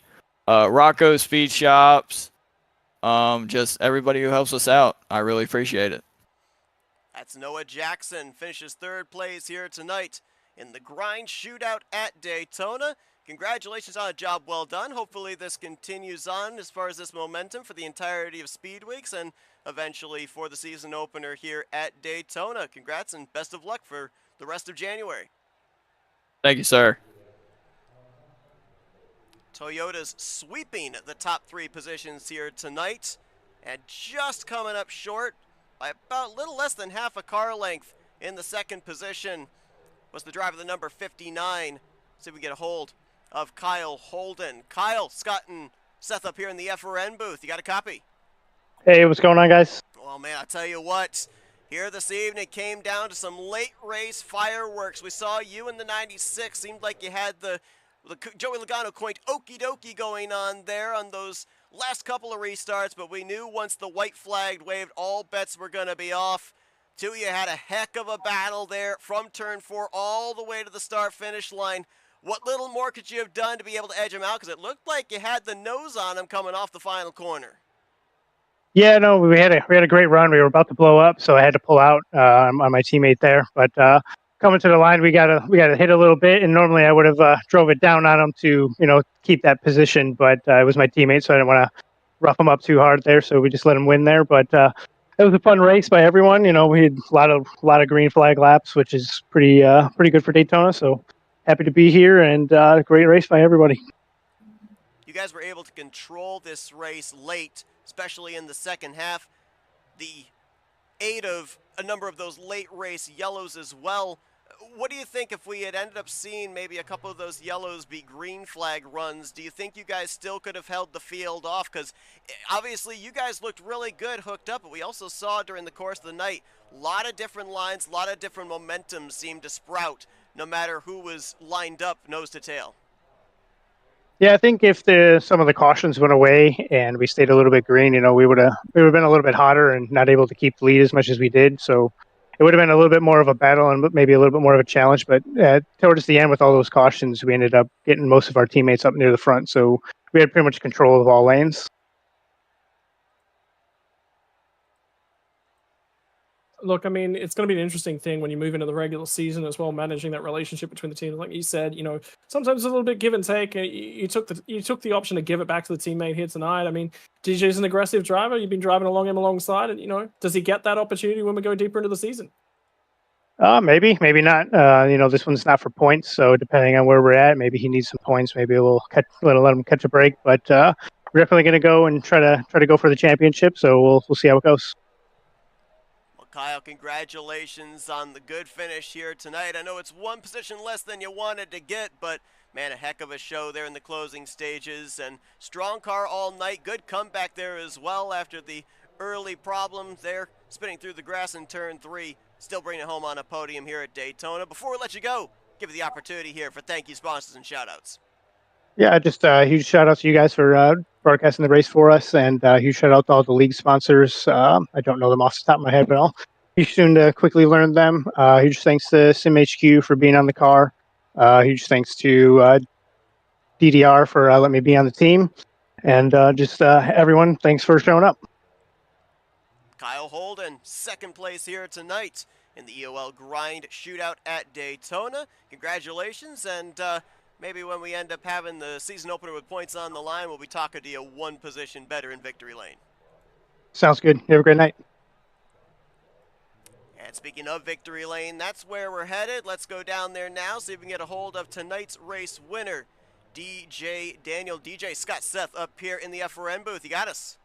What's happening, fellas? Man, congratulations on the job well done tonight. Led a race high 22 laps, but man, you had to work for that checkered flag there on that green-white checkered restart. Came down to really, it looked like a drafting partner there. The 20 there, Jackson behind you, the difference maker through the trial to be able to edge out your other teammate in Kyle Holden.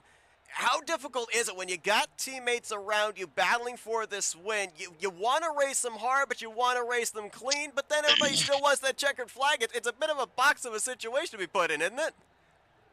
Well, I'll tell you, as a driver and as a team owner, I told them if it's the last lap and you're just riding in line and you're not trying to make something happen, then you're fired. I mean, it's Daytona, man. Who doesn't want to win? Absolutely. I mean, here this evening, we ended up seeing you and the 59 get together over in turn 3. Two of you slide down through the grass. You were able to work your way back up through the field. What was that like? Because we saw a number of drivers here tonight have some adversity in the early going. Some drivers would fall a lap down, got the free pass, but a lot of drivers were able to march their way up through the field here tonight and eventually finish decently. You were able to work your way back up to the front, stayed at the front what you got there. But how difficult was it to gain that track position back? It was very difficult. I mean, I got caught up in a couple wrecks on the way back up and was screaming for a caution for 10 laps. It was just me and I think it was Kyle just riding around trying not to go a lap down. It was difficult, but thankfully we were able to make it happen and we all got linked up here up front again and just, I don't know, man. I'm speechless. little bit of a difficult night. I mean, the big thing came about getting that track position in that middle caution, just setting yourself up towards the front. It was a bit of a charge through the field, like difficult. I mean, you got turned early, but you know, the biggest thing I think about Daytona is you got to get the head down, go, okay, there's going to be a caution at some point, get yourself back in line, and go from there. Oh yeah, yeah. I was jumping up and down on my seat hoping for a caution. I mean, I think we were 15 or 10 seconds from going a lap down, and that was just my main goal at that point, was to try to keep him on my bumper and try not to go a lap down until that caution happens. I mean, at Daytona, there's always a big one. It's not a matter of if, it's a matter of when. You know, we talk about super speedway racing and how much of a mental chess game it is. No points on the line here tonight. We don't start paying them out until the start of February. But with getting this checkered flag here this evening, kicking off preseason, we're going to be here at Daytona for the rest of the month. What does this do as far as a confidence level here going forward in preparation for the season opener? I think I'm going to call our shot here. I think we got a pretty good team put together here. That's all I'm going to say. It's a great start here, getting that first checkered flag of the season here tonight in the shootout. Congratulations on the job well done. Strong car this evening. More than likely, I think you may be looking on bringing this back the rest of the speed weeks, probably for that season opener as well. We'll let you get back to your celebration in a moment here, DJ, but before we let you go, we're handing the microphone over to you for Victory Lane. Thank you, sponsors and shout-outs. First of all, I'd like to thank Rocco's Sign Shop. All my guys, man, this team is incredible. I mean, this whole race, just incredible from them. Some of them didn't end the way they wanted to, but I mean, like, it's not a points paying race, so they did their best, and gotta thank mom, dad, everybody that supports me doing this, and goodness gracious, man, it's great to be back. Been waiting a long time, and especially gotta thank you guys. That was an awesome broadcast. Well, DJ Daniel gets the season started off right. He's your winner here tonight in the EOL Grind Shootout at Daytona International Speedway. Congratulations. We'll let you get back to your celebration. Best of luck for the rest of the speed weeks here in preparation for the season opener in February. Yes, sir. Y'all have a blessed night. And so as DJ Daniels continues to celebrate his victory here this evening, now, Scott, our focus turns towards the season opener. We're going to be starting to build up the starting lineup. The field going to fill up in the next couple of weeks. That's going to be interesting, but some takeaways from tonight that might end up giving us a little bit of a precursor of what to expect in 3 weeks when we come back here to Daytona and begin the season and that run towards the playoffs. Number one, quality of field, I think, is the big thing. There were so many different drivers out there that had speed at different points in the night. Just got a little bit unlucky, and you just saw how strong those guys were with track position at the end. Number two, big picture racing, I think, is the big key. I think we saw, look, you heard it from the guys that were down in the cars. The aggression level was, they said it was probably a touch overdone, but only a touch overdone, so maybe I was making a little bit out of it tonight. But yeah, thinking about the big picture. And number three, think about that title. Think about what you want to achieve out of the season. There'll be some guys out there that were saying a top 10 result will be the big result, but how do you piece the results together to make that happen? Well, it all starts next week with qualifying. How important do you think qualifying is going to be? Like, how many drivers are going to really put emphasis on getting that pole position, getting that front row, starting up there inside of the top 5, top 10? Because we saw, obviously, here tonight in the second half of this race, there were 3-4 drivers that, with the late race restarts, they were able to pretty much control this race and settle it out amongst themselves. But it's going to obviously be a much longer race when we end up having the season opener with points being paid out. So is there going to be a huge emphasis on qualifying, or do you think that, for the most part, the main goal is just to make sure you make the field? Make the field. That's my main goal out of it. And the big thing is next week, go into it with the result of, I just want to make the game, make it nice and consistent, and be there to take the flag when the first points paying race. That's sort of the way that I approach the next couple of weeks. If you go in saying I've got to win this one, I've got to win this one, I've got to win this one, you're putting a lot of weight on it, and it's very, very difficult to achieve that. We had 29 drivers into the session tonight. Your chances of winning the race at Daytona are 1 in 29. So the priority is just going to be, first and foremost, make the dance, see what we can do. And the other thing is, make sure that you optimize what was available to you in that race. There are going to be races throughout the season where the best you can finish is 15th. That's going to happen. That's racing. But you got to make sure that when that opportunity comes around, you finish 15th. There was an opportunity to finish 13th and you finished 18th. That's big points on the table. So I think the mindset's going to be what was available to me tonight and how did I perform compared to that. It's not going to be win each and every race. That is a great point because we have seen so many times, and I feel we're going to see it here this season as well. There's obviously the win and you're in situation, but a lot of drivers down towards the lower section of the playoffs are more likely to point their way in, and even at a track like Daytona, that 1 or 2 positions, those 1 or 2 extra points could be the difference maker on whether you're going to be above or below said cut line for a chance at battling for the championship. So we can't wait to see how that's all going to culminate. It all begins the road to the season opener next week with Daytona qualifying. That'll be next Wednesday night.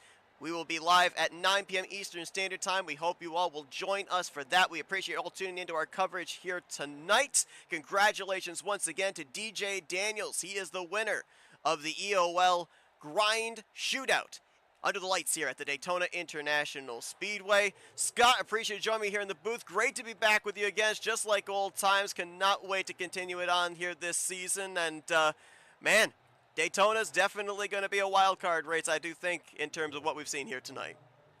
Yeah, it's going to be a wild card, but it's also good to be back behind the mic as well. Been a while since I've actually been commentating some oval racing, so here we go, boys. It's going to be a long year ahead of us. Who's going to survive to see the tail end of it? Absolutely. Well, once again, thanks everybody tuning into our coverage here tonight. We'll see you guys next week for Daytona qualifying here for the ESports Oval League, the Grind Cup Series. For Scott Rankin, I'm Seth Cole, and you've been watching another broadcast courtesy of FRN, the Flatout Racing Network. This broadcast is the copyrighted work of Flatout Racing Network and may not be rebroadcast, retranslated, or used in any form without the express written consent of Flatout Racing Network and iRacing.com Motorsports Simulations. Flatout Racing Network would like to thank you for your support, and we hope you enjoyed tonight's broadcast.